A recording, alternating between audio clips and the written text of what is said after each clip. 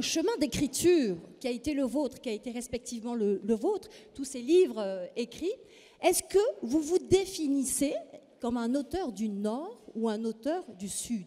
Et je commence.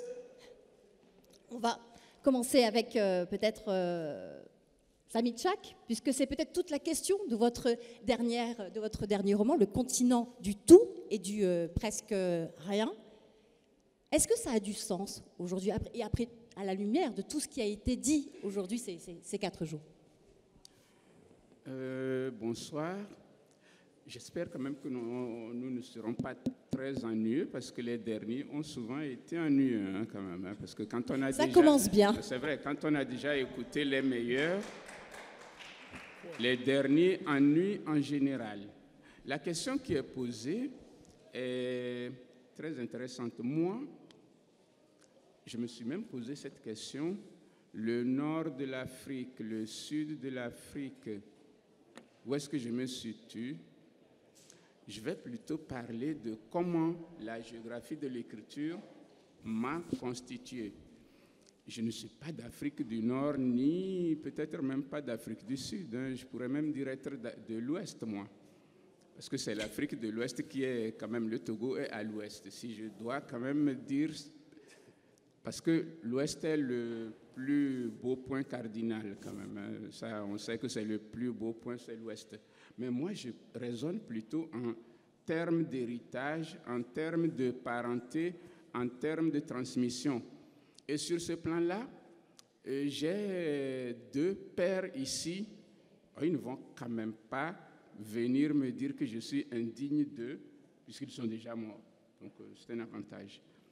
Quand j'ai écrit en 2006 un roman qui se passe en Colombie, Le paradis des chiots, et qui parle de la brutalité, la cruauté de la vie des enfants de la rue dans un bidonville de Bogota qui s'appelle El Paraíso, je me suis quand même entendu dire, il en parle comme s'il avait vécu là-bas, comme s'il avait été ces enfants de la rue. Je n'ai jamais vécu dans la rue, j'ai été dans la forge de mon père. Le problème, c'est que ce qui disait ça, qui pouvait quand même me renvoyer à la cité des dieux de Paulo Lins, le Brésilien, ne pouvait pas savoir qu'au moment où je parlais de ces enfants de Bogota, je relisais avec un stylo rouge à la main Le pain nu de Mohamed Choukri. Eh bien oui, parce que ce qu'il raconte dans la rue, ce qu'il raconte de sa vie, me rafraîchissait la mémoire sur ces enfants-là.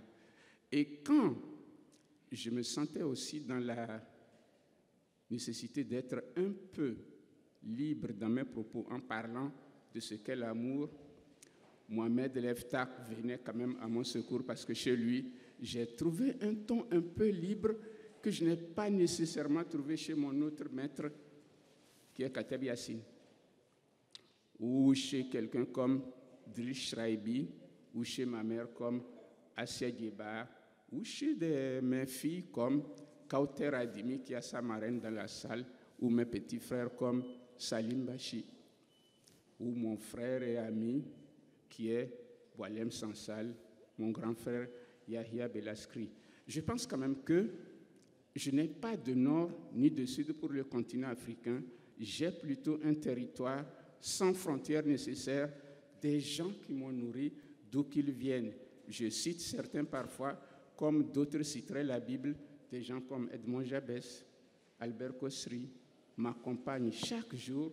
Je lis quand même des littératures de tous les coins, mais à un moment, pour retrouver mon ancrage, je reviens à ces territoires-là où je retrouve les Amadou Kourouma, les Chinois Tchebe, les Cheramidou Khan, les Kwetsi, les Pépétéla même, des Blancs qui sont portugais mais qui ont choisi l'Afrique. Ils font partie de mon identité.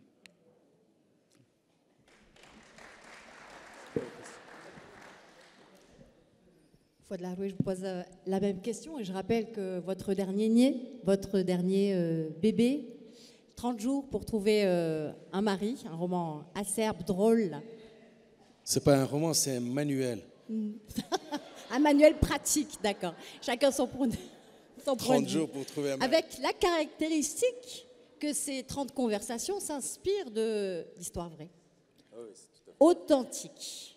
Donc, à suivre.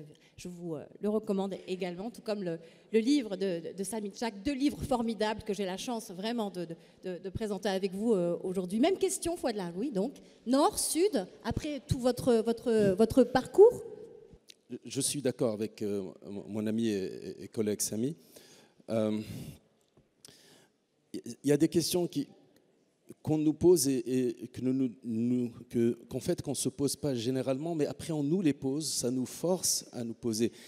Quand j'ai grandi, réellement, j'avais aucune idée d'où j'étais.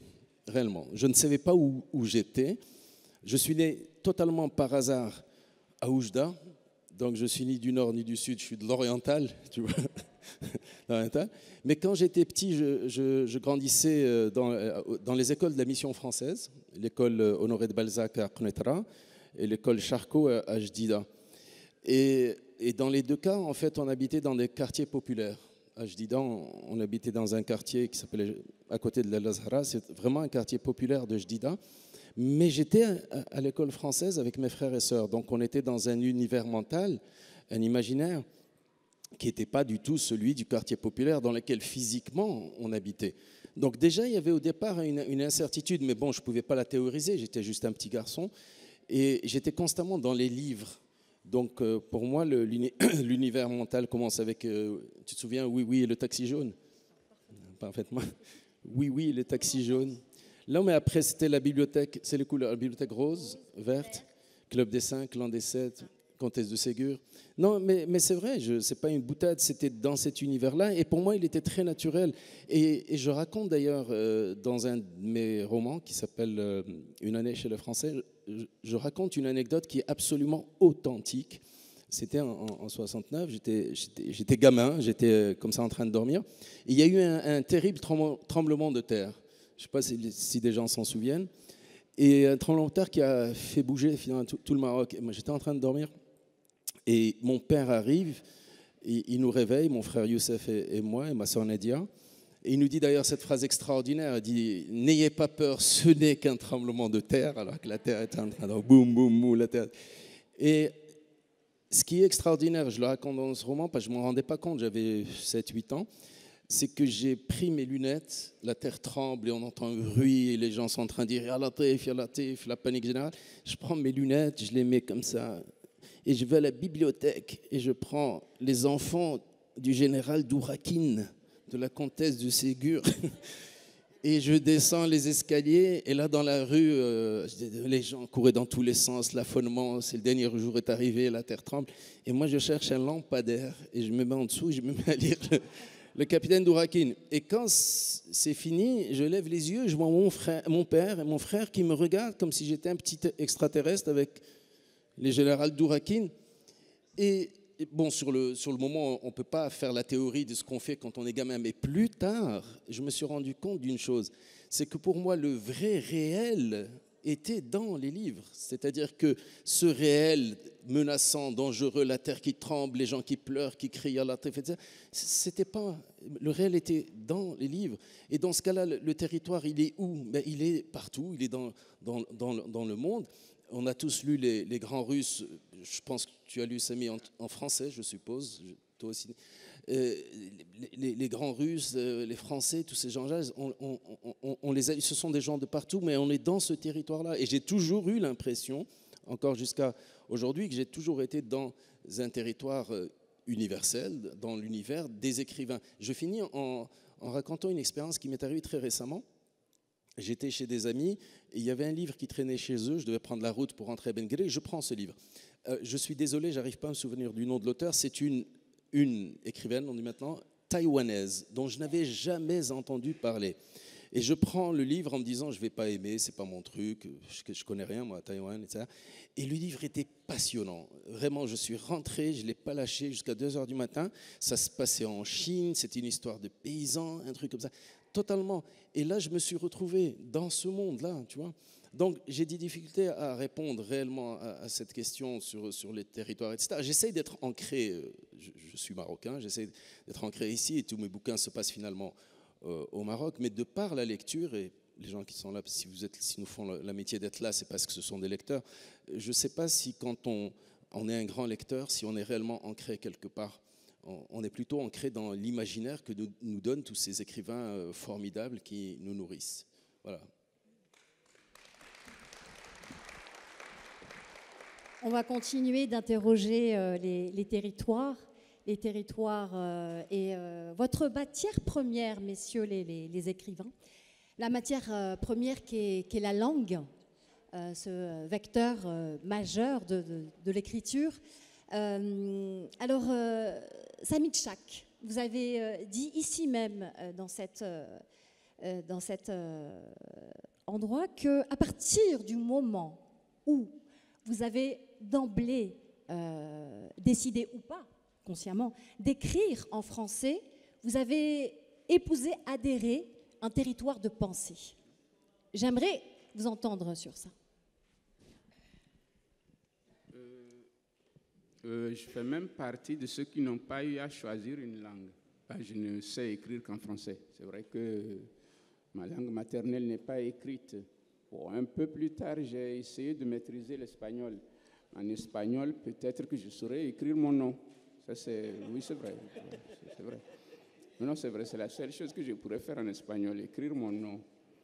Mais le français, j'ai quand même entendu dire, même si je n'étais pas là au moment où il le disait, bon, je l'ai lu quand il était déjà mort, mon grand frère Kateb Yassine dire que c'est un butin de guerre.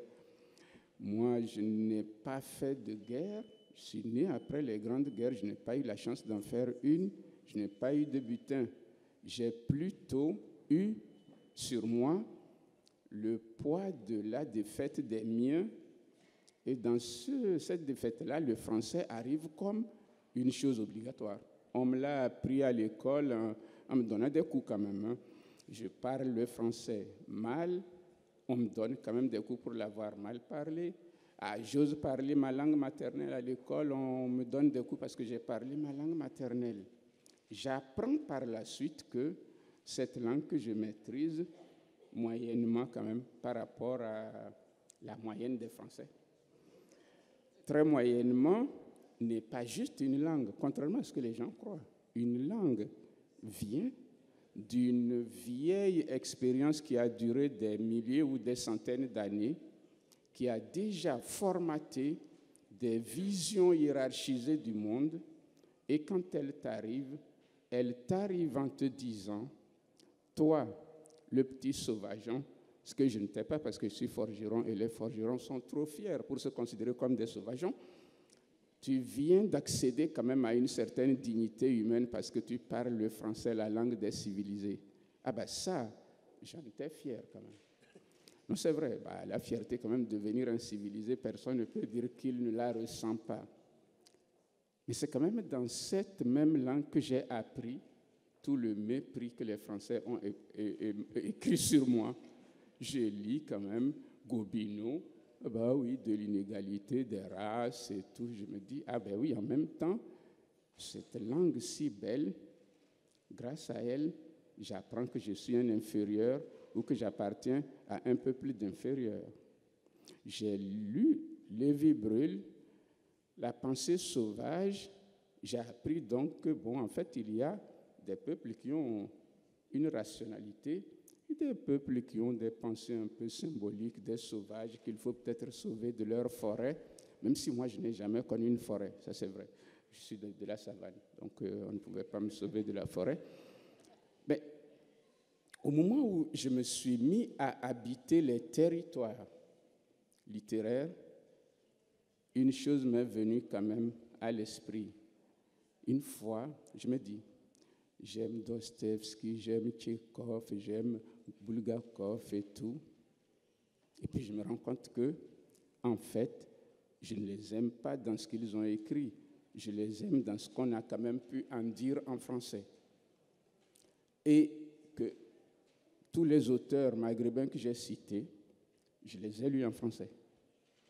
que le français n'est pas juste la langue dans laquelle j'écris, c'est la langue quand même qui a formaté mon esprit, qu'en écrivant, je suis conscient que dans ma tête, il y a eu, avec un effort formidable et un amour infini, l'implantation d'une langue qui me rappelle que, quelque part, j'ai été sauvé de mon propre statut d'inférieur. Et quand j'écris, je tente de me dire comment, avec cette langue, la seule dans laquelle j'écris, je peux regarder le monde en étant peut-être à la hauteur, ce que je n'ai jamais réussi à faire livre après livre, j'échoue à le faire, comment je pourrais être capable avec cette langue de dire non seulement ma part d'humanité, mais une certaine part d'humanité que n'importe qui pourrait ressentir en lui, en oubliant que la langue dans laquelle j'écris est l'élément par lequel les miens n'ont même pas pu lutter, ou par laquelle on m'a inoculé quelque chose qui fait de moi l'autre de moi-même, l'autre qu'on va dire chassé de sa spiritualité d'une certaine manière, l'autre qui a été fait par les autres et qui se cherche à travers les autres, l'autre qui, mine de rien, quand il prend un grand miroir qu'il pose devant lui, pense se regarder et comprend en fait qu'il se regarde par les yeux de celui qui l'a regardé et défini. C'est d'ailleurs ça le sujet du continent de tout et du presque rien. Complètement, oui. L'autre chassé de moi-même. Voilà, oui, le français, la langue, c'est votre genèse aussi, c'est tout un pan de votre travail, le drame linguistique et cette forme vous parlez de malédiction de l'auteur marocain, avec une forme presque de schizophrénie. Est-ce que vous pouvez me parler de ce territoire, de votre territoire linguistique et comment il a impacté votre écriture? Merci. Il y a plusieurs questions. Je voudrais revenir à quelque chose que Samy a dit sur la question du choix. Et je suis toujours très étonné parce que je vois des auteurs maghrébins auxquels on pose la question en France, de bonne foi d'ailleurs, pourquoi avez-vous choisi la langue française, et qui répondent, et qui font tout un raisonnement. Et je les connais personnellement, certains d'entre eux, je les connais. Et ils sont absolument incapables d'écrire dans une autre langue que le français, en fait. Et ce n'est donc pas du tout un choix. En ce qui me concerne, c'est un peu la même chose. Je ne peux réellement écrire en français qu'en français, c'est la langue dans laquelle je me sens à l'aise. Cela dit, j'écris des articles scientifiques en anglais, mais je suis incapable de faire œuvre littéraire en anglais. Bon, le néerlandais, c'est encore plus compliqué. Mais donc, il n'y a pas de... J'ai jamais choisi. Je suis dans la langue française pour le meilleur et pour le pire. Maintenant, pour ce qui est de ce que j'appelle la malédiction de l'écrivain maghrébin qui écrit en français, il y a plusieurs aspects. Prenons un aspect qui est celui de comment est-ce qu'on travaille cette langue. Alors, quelqu'un qui est français de naissance, il peut très bien maltraiter la langue. Il peut mal écrire. Le français, ça devient son style. Il fait ce qu'il veut avec la langue, etc. Parfois, je lis des livres écrits par des auteurs français, auvergnats depuis 50 générations. Bon, ils s'en fichent, ils n'utilisent jamais le NE explétif, enfin des choses, la concordance des temps, ils n'ont qu'un rapport très lointain avec, mais personne ne les soupçonne. Mais si nous, auteurs qui venons d'ailleurs, si on écrivait comme ça, on dit « Ah ben tu vois, il ne sait pas écrire, je ne sais pas ce qu'il fait dans cette langue, etc. » Donc on est obligé... Moi, je mets dans mes livres constamment des imparfaits du subjonctif. Je crois que je suis la seule personne avec Jean-Marie Le Pen qui, en fait, utilise des imparfaits du subjonctif, réellement. Mais parce que, quand je vois l'imparfait du subjonctif, je suis obligé, parce que sinon les gens vont dire « Ah, mais il ne comprend pas l'imparfait du subjonctif ». Donc je le mets, c'est très... Il aurait fallu que vous prissiez cette voix, monsieur. Donc c'est un peu l'aspect malédiction du truc, on doit être hyper correct. Et puis il y a un autre aspect, et j'y pense parce que j'ai un ami très cher qui habite à Tahnaout, qui est né à Tahnaout, et qui est vraiment quelqu'un pour qui j'ai le plus grand respect. et il écrit en français. Le français, d'ailleurs, je parle de lui dans mon livre, Le drame linguistique marocain. Je prends l'exemple. Il est né à Tahna, donc il parlait tamazirt. Il rentre à l'école, il doit apprendre Darija dans la cour, il doit apprendre l'arabe. Ensuite, le français arrive vers l'âge de 10-12 ans. Et plus tard, l'anglais. Donc, il baigne déjà dans 4-5 langues. Et quand il a voulu écrire, il a écrit en français. Il n'a pas écrit en tamazirt pour les raisons qu'on connaît, parce que, bon, même si l'IRCAM essaye de codifier le tifrinar, bon, ce n'est pas encore une langue réellement écrite, il n'a pas pu écrire en darija pour les mêmes raisons. Il n'a pas pu l'écrire en arabe, il n'a pas pu écrire en arabe classique parce que ça faisait vraiment trop artificiel pour quelqu'un, petit gars de Tahna, tout à coup écrire cette langue superbe qui est l'arabe littéraire classique. Donc il a écrit en français. Mais voilà l'aspect malédiction. C'est que lui, à titre personnel, c'est-à-dire s'il écrivait dans une langue qui correspond réellement à son rapport au monde, son rapport charnel au monde, vu ses qualités littéraires indéniables, je pense qu'il aurait été du niveau du Nobel, quelque chose d'extraordinaire. Or, maintenant, il n'est considéré que comme quelqu'un qui écrit bien. Je vois ce que je veux dire. Il écrit bien. Bon, il y a sujet, verbe, complément, et il y a la concordance des temps. Il écrit bien. Et c'est dommage. Et beaucoup d'écrivains qui sont dans ce cas de figure, parce qu'ils écrivent en français une langue qu'ils se sont appropriée, ils sont finalement, je dirais, le chiffre n'a aucune importance, mais peut-être à 60-70% de leur potentiel. Et de ce point de vue, c'est ça aussi l'aspect malédiction. Voilà, donc c'est un peu triste, mais on n'est pas là pour rigoler. Pas triste du tout. On va continuer à questionner ces territoires, ces territoires géographiques, ces territoires linguistiques, pour savoir pourquoi encore aujourd'hui il est demandé, on a parlé beaucoup d'injonctions aujourd'hui, de se définir forcément par un territoire. Et encore aujourd'hui, ici à Marrakech, lors du premier festival du livre africain, on vous pose cette question. Voilà, why not, oui, mais why aussi. C'est surtout ça, moi, ma question. Est-ce que quelque part, ce n'est pas une injonction supplémentaire qui réduit de la même manière que la langue, peut-être, une manière qui réduit un peu la liberté de l'écrivain aussi, Samy Tchak? Oui, puisque le Sud avait été évoqué. Je pourrais peut-être évoquer un autre Sud. Je pense que c'est peut-être à ce niveau que le problème se pose. On n'a pas évoqué le grand Nord dominateur qui fait que les pays du Sud, ceux du Nord. Si on prend le Sud, par exemple l'Amérique latine que moi j'aime tant en littérature, elle n'est pas au vrai nord du Nord, elle est au sud, vraiment sud, on l'appelle Amérique du Sud. Les écrivains latino-américains n'ont pas à se poser cette question-là parce qu'ils sont issus de l'Europe transbordée et l'espagnol ou le portugais sont leur langue maternelle. On nous pose cette question parce qu'il n'y a pas nécessairement une chose naturelle à ce qu'un arabe, un kabyle, un thème comme moi écrivent en français. On a oublié que nous sommes les seuls dans cette situation-là, un peu particulière, de peuples entiers parlant de leur littérature dans la langue des autres. Ce n'est pas historiquement fréquent. On ne peut pas dire que c'est banal. Nous sommes quand même presque l'unique cas, et c'est peut-être l'un des cas où on ne peut pas dire que c'est une fierté d'être l'unique. On aurait voulu que ça soit autre chose. Encore qu'ici, on soit dans une situation différente, parce que la littérature en langue arabe existe. Elle a existé depuis longtemps, elle existe quand même, comme en Algérie, en Tunisie, elle existe. Dans mon cas, elle n'existe qu'en français. Cependant, pourquoi on nous pose cette question? Et je vais dans une certaine... oui, ce n'est pas une anecdote, c'est plutôt une histoire vraie, très courte, avec Kamel Daoud. Nous étions en Tunisie, à Tunis. Les assises de la langue française, bon.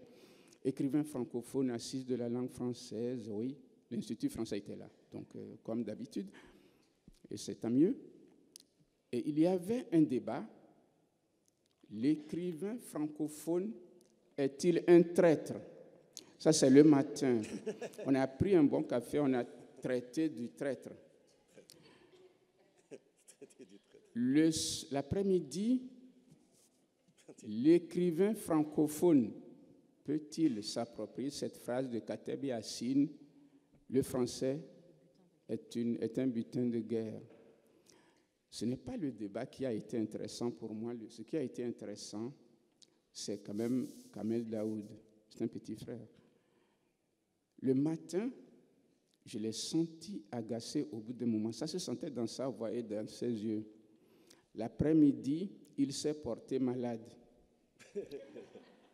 Ce qui était peut-être beau dans sa maladie, c'est qu'au moment où nous sortions de la salle de débat, on le voit venir très élégant, parce qu'il y avait un autre débat qui ne parlait pas de la langue, où on pouvait enfin parler de littérature. Et à un moment, la question, elle est là. Il arrive quand même qu'on nous prenne pour de belles abeilles et qu'à aucun moment, même les personnes bien intentionnées ne pensent à détecter l'odeur de notre miel. On nous fait parler de tout. Nous sommes même les spécialistes de la reproduction des mouches. Nous sommes ceux qui devraient savoir comment les fleurs se disent bonsoir la nuit quand la lune et les étoiles ouvrent les yeux ou se sont peut-être cachés sous les nuages.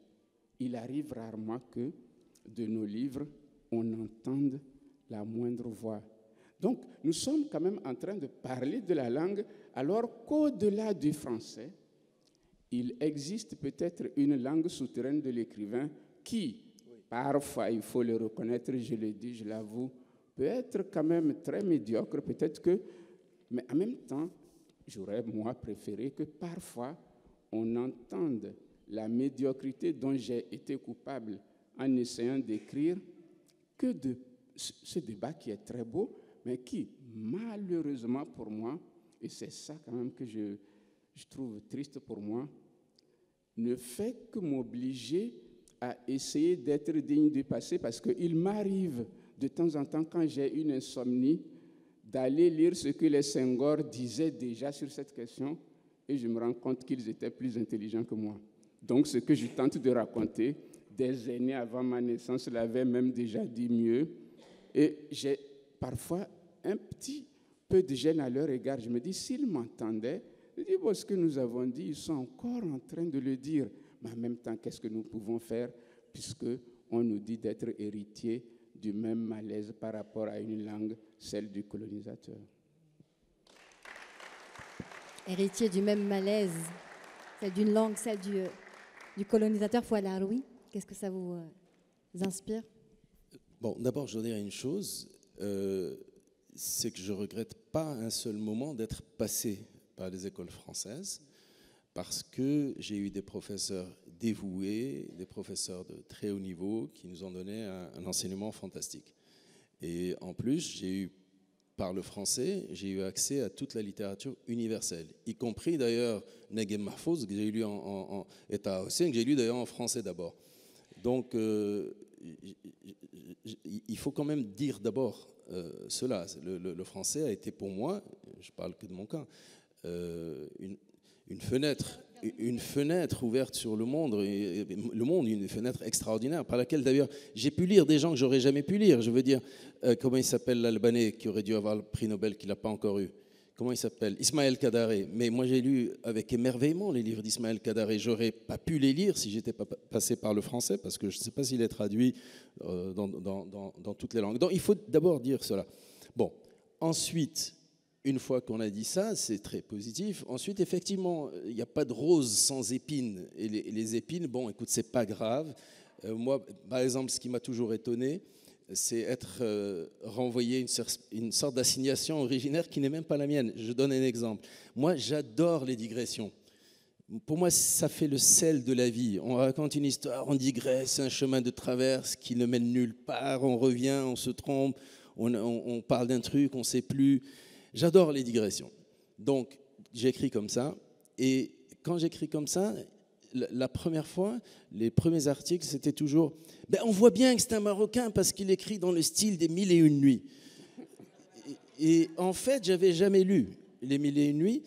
Et mon ouvrage de référence pour les digressions, c'était Jacques le Fataliste de Diderot. Elle est formidable, mais comme on sait tous, le principe de Jacques le Fataliste, c'est qu'au début, Jacques dit à son maître, je vais vous faire l'histoire de mes amours. Et il y a tellement de digressions que finalement, au bout de 400 pages, il n'a toujours pas raconté l'histoire de ses amours, mais on a eu des histoires superbes, etc. Donc mon modèle, parce que je l'avais découvert avec émerveillement vers les 14-15 ans, Jacques le Fataliste, c'était mon modèle. Mais l'assignation du territoire, de l'origine, c'était ah ouais, c'est les Mille et une nuits que j'ai découvert après, qui sont effectivement un monument de la littérature mondiale, etc. Mais c'était pas mon truc, c'était pas mon truc. Et je me rappelle aussi de cette question de parenthèse, qui a été pour moi une espèce de traumatisme. Mes premiers romans, il y avait des parenthèses qui s'ouvraient dans les parenthèses, qui s'ouvraient dans d'autres parenthèses, et finalement, on voyait parfois 6 parenthèses à gauche qui se résolvaient par là, etc. Mon éditeur, qui est un homme formidable, on est enregistré, Bernard Barrault, qui est un gars mais absolument formidable, il me disait, mais Fouette, c'est quoi ces histoires de parenthèses, laisse tomber, c'est n'importe quoi. Bon, je dis, bon, d'accord. Il me dit, ouais, mais ça, c'est ton exubérance de Marocain. Je dis, ok, exubérance de Marocain, les parenthèses. Et un jour, il y a un auteur qui arrive chez Julliard, Philippe Jaénada, grand auteur, grand ami, qui met des parenthèses partout, 10 000 parenthèses. Donc, je vais avec le bouquin de Jaénada. Je vais voir Bernard Barrault. Je lui dis, lui, il a le droit de mettre des parenthèses parce qu'il s'appelle Philippe. Et depuis ce jour, moi, j'ai le droit de mettre des parenthèses, tu vois. Parce que Bernard avait vu les parenthèses comme l'exubérance du Marocain. Bon, mais Philippe, il n'est pas marocain. Donc, il met des parenthèses. Donc, je mets les parenthèses. Donc, encore une fois, il n'y a pas de rose sans épines. La langue française, je suis extrêmement heureux de pouvoir lire dans cette langue, d'écrire dans cette langue qui est formidable, qui est d'ailleurs la langue officielle de 22 pays. Chaque fois, on me dit, ouais, vous écrivez dans la langue de la France. Non, j'écris dans la langue officielle du Sénégal. Point. Mais ouais, il y a des Sénégalais. C'est pas la langue officielle du Sénégal? Et alors? Donc j'écris en sénégalais, monsieur. J'écris en sénégalais. Non, j'écris en sénégalais. Le français est la langue officielle du Sénégal. Donc en réalité, on prend ça comme ça, avec les malentendus que ça donne. Et l'un ou l'autre. Alors le regret, je finis là-dessus. Mais il y a quand même un regret lancinant, qui est le suivant. Quand on est entre Marocains et qu'on est de bonne humeur, on est de bonne compagnie, il n'y a pas de fâcheux, il n'y a pas de dégris, il n'y a pas de grincheux, on commence à raconter des histoires, par exemple dans le salon de Leïla Bin Bin, des trucs comme ça. Et en fait, on parle d'Erija. Et une fois, je parle de Leïla Bin Bin parce qu'à chaque fois que je la rencontre, je lui dis, s'il te plaît, c'est comme les enfants qui veulent qu'on raconte 10 000 fois la même histoire. Je lui dis, s'il te plaît, raconte-moi l'histoire des trois dames qui utilisaient des mots différents. Tu te souviens de cette histoire pour le trait? Et en fait, le seul regret lancinant que j'ai, c'est de ne pas pouvoir voler ces histoires, utiliser ces histoires en Darija. Elles sont savoureuses, elles sont belles, mais je ne peux pas. Et si je les traduis en français, ça ne passe pas, ça se perd. Et je pense que Samy en a à peu près, je pense que tous les auteurs ici présents ont ce petit regret quand on utilise le français. Voilà. Le fameux sabir savoureux que vous évoquez d'ailleurs, hein, là, cette Darija dans 30 jours pour trouver un mari. On poursuit avec une question qui a été ici discutée, échangée et qui est, à mon sens, névralgique, c'est celle de l'engagement, celle de la littérature engagée. Jean-Marie Gustave Leclésio a dit ici même, après sa déclaration d'amour à l'Afrique et à la littérature africaine, que le continent africain est le continent qui a pris le relais de cette littérature engagée. C'est extrêmement fort et il l'a dit ici devant nous. J'aimerais vous entendre, vous d'abord, Samy Tchak, par rapport à ça, surtout pour savoir comment cet engagement, votre engagement à vous, a évolué depuis votre premier livre jusqu'à Le continent du tout et du presque rien. Alors, Oui, c'est vrai que l'engagement est un problème dont j'ai traité d'ailleurs. J'ai consacré un chapitre à l'engagement dans la couleur de l'écrivain. J'ai un problème avec l'idée d'auteur engagé et j'en ai un avec l'auteur sans engagement. Le premier problème, c'est que si je dis je suis engagé, c'est comme si j'étais utile. Or, j'ai toujours dit la vérité, un écrivain ne sert à rien. Et c'est dans ce rien-là que j'ai ma liberté. Mon engagement, ce serait quoi? Continuer peut-être à écrire des livres que 2,5 personnes lisent chaque année et qui, parfois, quand elles sont dans une sorte d'ivresse liée à leur propre bonheur, me disent « mais que votre livre est beau ». Je pense que, quelque part, c'est une forme de vanité pour moi de dire « j'écris des livres ». Et ce serait peut-être une vanité un peu insupportable de dire qu'il servirait à faire évoluer une cause. Donc, je ne me considère pas comme engagé sur ce point-là parce que je sais quand même que mes livres ne permettraient pas de faire avancer une cause. Ça, c'est un problème. Le deuxième problème, c'est que mes livres ont pourtant... Bon, là, c'est quand même moi qui ose le dire parce que je sais que les gens n'écoutent pas tout ce qu'on raconte quand même quand on est devant une petite bouteille d'eau. J'ai, oui, l'impression que parfois, il y a des personnes à qui ça ferait un petit bien de me lire, ne serait-ce que de me lire en diagonale, parce que je sais qu'il y a des lecteurs qui lisent en diagonale, ça leur fait du bien. Ce n'est pas suffisant. Cependant, ce que je sais, c'est que moi, je ne donne pas un sens politique à mes livres, parce que c'est quand même ça l'engagement. Je ne suis pas responsable de ceux qui pensent que mes livres ont une dimension politique. Dans ce sens-là, je suis un écrivain engagé malgré moi, en sachant que le vrai engagement de l'écrivain, c'est quand, au-delà de sa plume et de son encre, il met peut-être aussi sa notoriété au service d'une cause. Je n'en ai pas, malheureusement, non c'est vrai, non je n'en ai pas, parce que bon, ça, personne ne me reconnaît dans la rue, donc je ne pourrais pas mettre une autorité absente au service d'une cause. L'autre forme d'engagement, c'est quand l'écrivain a le courage de mettre sa peau en danger pour une cause. Léo Lechenka l'ont fait, ils ont fait la prison. J'ai quand même eu un problème. J'ai voulu, à un moment, me dire, si je trouvais quelqu'un de courageux, je pourrais m'engager physiquement derrière une cause, à condition que, s'il y a une répression, j'ai le temps de m'enfuir. Non, mais c'est vrai, parce que je ne veux pas être en avant.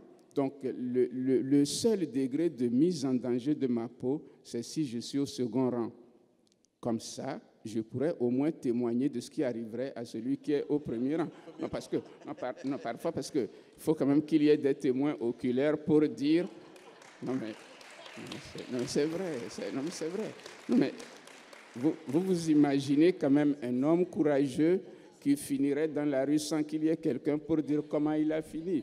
Donc, j'aimerais être le témoin des martyrs, pas martyr moi-même. Ce qui fait que je n'ai pas encore trouvé la meilleure façon d'être engagé, alors qu'à mon âge, ça commence à être un peu tard.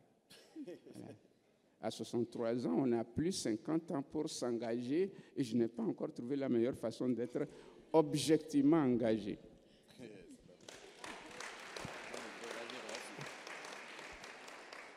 Vous voulez réagir, voilà, oui, précisément sur ça. Non, mais on vient d'assister à un grand moment dans la théorie parce qu'il y a eu l'engagement d'après Jean-Paul Sartre et maintenant c'est l'engagement d'après Samy Tchak. Non, j'ai beaucoup apprécié vraiment l'honnêteté de la réponse de Samy. Bon, mais en revanche, pour être sérieux, non, en ce qui me concerne, bon, je sais que c'est archaïque l'engagement. D'ailleurs, j'ouvre une parenthèse. Quand j'ai publié mon premier recueil de poèmes en néerlandais, il y a eu dans le grand journal néerlandais qui s'appelle NRC, il y avait 5 recueils de poèmes qui avaient été shortlistés pour le prix de poésie néerlandaise. Et en fait, dans le NRC, ils ont parlé des 5. Et quand ils ont parlé de mon recueil de poèmes, ils ont dit, le gars a dit quelqu'un devrait dire à M. Laroui que l'engagement est totalement ringard et archaïque. Et j'étais très étonné. Et effectivement, après, quand j'ai commencé à lire la littérature néerlandaise contemporaine, il n'y a pas une once d'engagement. C'est vraiment, je regarde l'herbe pousser et dans quel sens l'herbe pousse. Et en gros, par là ou par là, et puis il y a des rameurs sur l'eau. Il y a des rameurs sur l'eau. Enfin, ça peut être très beau, mais il n'y a pas... Et je passais pour le ringard, le plus ringard. Eh bien, je m'en fiche, parce que moi, réellement, je considère que je suis de ce pays, qui est le Maroc, et il se passe des choses, il y a des courants de pensée différents. J'ai ma façon de penser que je partage avec beaucoup d'amis, de gens et d'inconnus, etc. Et je m'oppose à un certain courant de pensée rétrograde, méchant, dogmatique, etc. Je m'oppose à ces gens-là. C'est de l'engagement. Mais oui, mais c'est ce que je t'ai dit, Nadia. Je suis forcément engagé. Je n'arrive pas à imaginer que je ne serais pas... Toutes les histoires que je raconte, bon, je raconte... mais elles ont toute une morale qui va dans ce sens. Tu dis que le FMI nous apprend comment à gérer notre malheur. Ouais, mais ça, dans Théo le marionnettiste, c'est quelque part. Oui, mais ce n'est pas le plus important de mes engagements. Ce n'est pas l'engagement économique. Tu me mets tout de suite là. C'est pas contre les FMI. C'est pas purement économique. Là. Non, mais c'est pas ce genre d'engagement. C'est pas un engagement. Oui, je vois ce que tu veux dire, mais c'est pas du tout. C'est pas vraiment ça. Moi, réellement, mon engagement, et c'est dans tous mes derniers livres et même mes essais, etc. C'est contre la pensée rétrograde qui agite ce pays depuis à peu près les années 80, en fait, et qui est une pensée qui nous ramène en arrière et une pensée qui réprime la pensée libre. Et ça, je ne peux pas imaginer de prendre la plume. J'ai la chance d'être publié, c'est une chance extraordinaire. Il y a beaucoup de gens qui ont des idées formidables, qui sont extrêmement intelligents, etc., et qui, pour une raison X, n'ont pas de porte-voix, ils ne sont pas publiés. J'ai la chance d'être publié, je ne vais pas quand même faire l'impasse là-dessus. On est quand même face à une régression de la pensée. On a interdit la philosophie dans ce pays pendant toute une génération, ce qui a rendu beaucoup de gens stupides. Mais quand même, on a ça. Donc, se battre pour la liberté de penser, la liberté de conscience, des choses comme ça me semble évident. Et toutes les histoires que je raconte, même celles qui ont l'air le plus petit Mickey, quoi, il y a toujours derrière cette idée-là. Et je pense que c'est un engagement important. Je comprends pourquoi les Hollandais ne s'engagent pas, parce qu'il n'y a plus de raison de s'engager. Si on regarde tous les problèmes, ils ont à peu près tout résolu. Il reste juste la couleur du gouda, en gros. C'est le seul problème qu'ils n'ont pas encore résolu, parce qu'il est orange. Mais à part ça, ils ont tout résolu. Mais nous, on a encore tellement de problèmes, ne serait-ce que sur la liberté de conscience, par exemple, qui est vraiment la grande chose qui m'indigne, moi, que des gens interdisent aux autres de penser ce qu'ils veulent, de diriger leur vie comme ils l'entendent. Et tant qu'il y a ça, on ne peut pas ne pas être écrivain engagé au Maroc. Voilà. Comme ça, c'est dit. Les nouvelles voix, les nouvelles plumes, celles qui étaient juste avant, qui parlaient justement de ce rapport à tout ce qu'on vient de traverser aujourd'hui, la langue, l'engagement qui s'impose, même si... Et ce rapport, et cette référence qu'ils font aussi ici, Samy Tchak, Blaise Ndala, par exemple, vous a cité comme référence, et ça me donne envie de vous poser la question de cette responsabilité, peut-être, même si vous ne la désirez pas aussi, et de l'impact que ça a sur ces nouvelles plumes. Je pense qu'en littérature, on rêve de devenir père. Ça, c'est sûr. Avoir des écrivains qui se réclament de nous.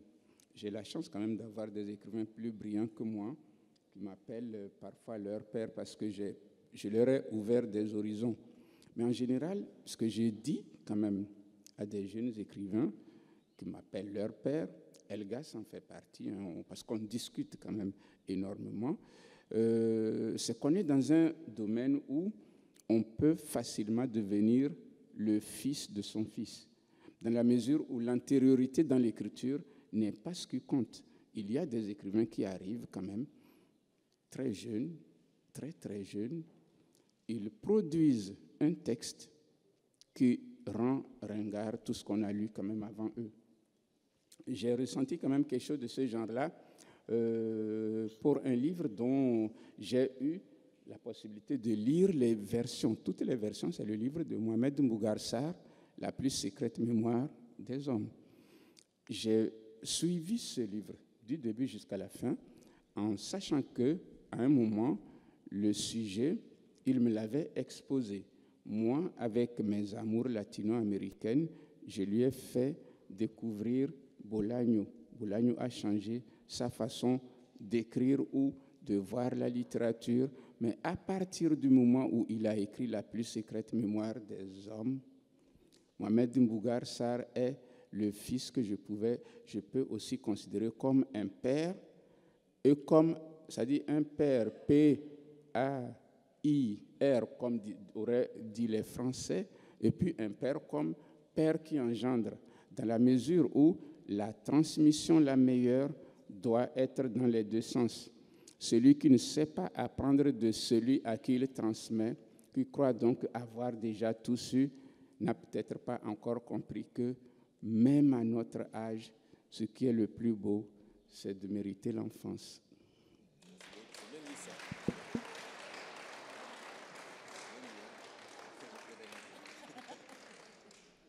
Voilà, oui, sur ça, paternité, responsabilité. J'ai pas d'enfant pour commencer. Non, dernièrement, il y a quelqu'un qui m'a apporté un livre qu'il avait écrit, qui avait été publié, donc il a eu la chance d'être publié, et il m'a dit, on me dit que j'écris comme vous, et ça m'a effrayé, en fait. Non, ça m'a effrayé parce que je me dis, ça ne devrait pas être l'objectif de qui que ce soit, d'écrire comme quelqu'un. Le style, c'est tout à fait personnel, c'est unique d'une certaine façon, et chacun doit trouver sa voix. Point. Et c'est réellement comme ça.